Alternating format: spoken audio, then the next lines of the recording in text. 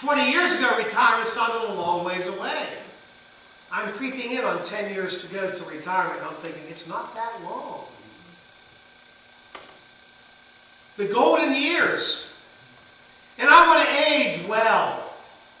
I want to look good when I get older. And I want to be a happy person when I get older. I heard a comedian say one time that some people age like milk. They get all grumpy and sour and lumpy. I don't want to age that way. I have the lumpy part now. I don't want to get sour.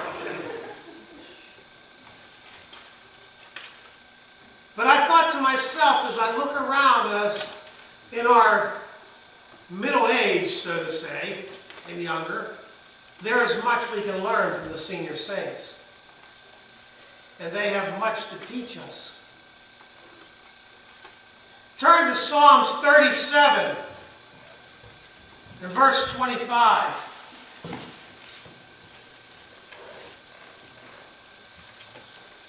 Psalms 37 and verse 25. I have been young, and now am old. Yet have I not seen the righteous forsaken, nor his seed begging bread. And I thought to myself, as the psalmist wrote this, he's thinking he was young at one point, and he's older. But through the years he saw much. But one thing he learned was that God always took care of him. And I started thinking about what things can we learn from the senior saints? And what can we learn as we grow? What lessons can we hold that we can remember? One of the things I thought about was joy. Do you know that older people seem to be happy all the time? They seem to smile a lot. They have a lot of joy. And I thought to myself, I have visited older people in their homes, in nursing homes, in hospitals. I have stood beside the hospital beds of those that were ready to step into glory. And they had smiles on their faces. They had joy in their heart. They were happy. And I thought to myself, I've been in the homes of older people whose health was not good. And even at the age of 46 years old, when I left there, I was giggling and laughing because the joy that they had inside of them kind of was contagious and made me laugh and giggle. As we grow older, now there are people out there, older people who are grumpy. But there are younger people who are grumpy too. I work with a couple of people who are grumpy. And I know people that in the society that they're never happy. They don't even like themselves, let alone be happy. But when it comes to older people, joy and happiness just seems to ooze from them. They're happy all the time. And somebody said, well, it's because they're retired. They don't have to go to work every day. That's why they're happy. I don't think that's the only reason they're happy. I think it's because they've learned through the years how to be happy and be content. See, happiness sometimes comes from being content in life, doesn't it? I once had a friend of mine come to me and say, my wife and I are arguing. He said, what do I do? I said, what are you arguing about? He goes, money. I said, well, money's one of the dumbest things to argue about because you got what you got and you got no more. Why argue about it? And yet, older folks and senior saints know that what they have for retirement is what they have. And they're happy with that. They're content. They have joy in their heart. They seem to smile a lot.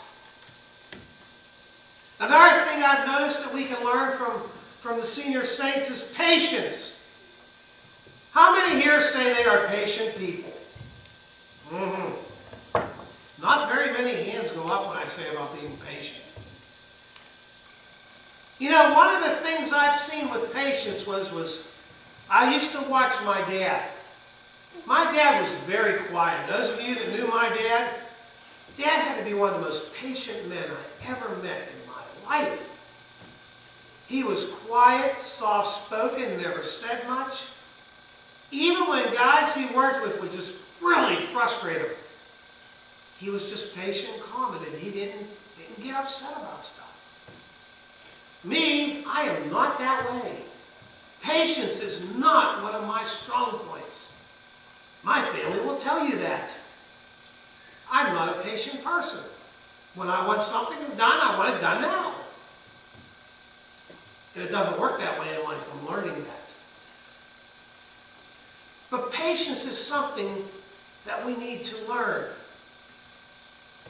I watched my grandfather. Grandpa grew up in Trees Mills. And some of you know where Trees Mills is.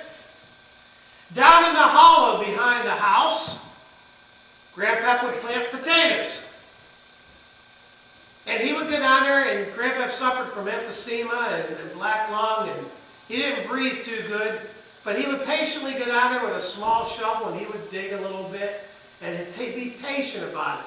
Took his time, and he would plant potatoes. And he would take his time and do it. He was very patient with things. He would go into his shop, and he would do wood projects. And I would be down there with him as a small child, and I was just like constantly, I was always, like, if somebody suffered from an ADD, I think I did, because I was always on the go, I didn't settle down. But Grandpa would never get upset with me. He'd give me a block of wood, a hammer, some nails. I'd beat nails in that block of wood where it weighed about 30 pounds. And he'd teach me how to do things and read a tape measure and build wood projects. And even when I would mess something up, he never got upset. Never. All he did was smile and say, take your time. It'll be okay. Watch what you're doing. And even though he might have gotten frustrated at times, he never showed it. He was patient. One of the fruits of the Spirit is patience. In today's society, we don't seem to learn patience very well because we're so fast-paced. Everything is rush, rush, rush, rush, rush. And I look at the senior saints and I think how patient they are. We could definitely learn patience from them. Hard work ethics. The older generation worked hard for their money. Not that we don't, because we work hard too.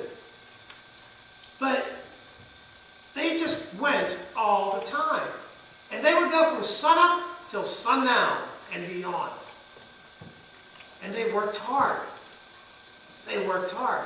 But even when it came to church activities and church work days, they would always draw a big crowd because everybody worked together.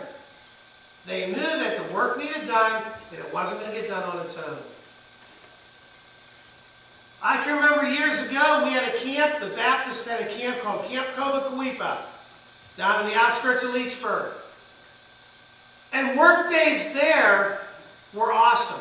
They would draw men from all over western Pennsylvania to work at that campgrounds. It was unbelievable how many men and women would come out and give it their time. And I was surprised because in today's society we're so busy that it seems like we don't have time for much, huh? But we are busy a lot. But one of the things was that our older generation taught us how to be good, strong workers. And that the fact that nobody's going to give you things in life, you have to work hard for them. A thing that we want to instill in our children as they grow up. Amen? That you need to work for what you get in life. You just can't expect people to hand you stuff. And so we want to teach that to our children. A solid prayer life was something else that I watched the older generation have. I have sat with the older folks, and they'll pull out a book or a piece of paper, and they start to unfold it.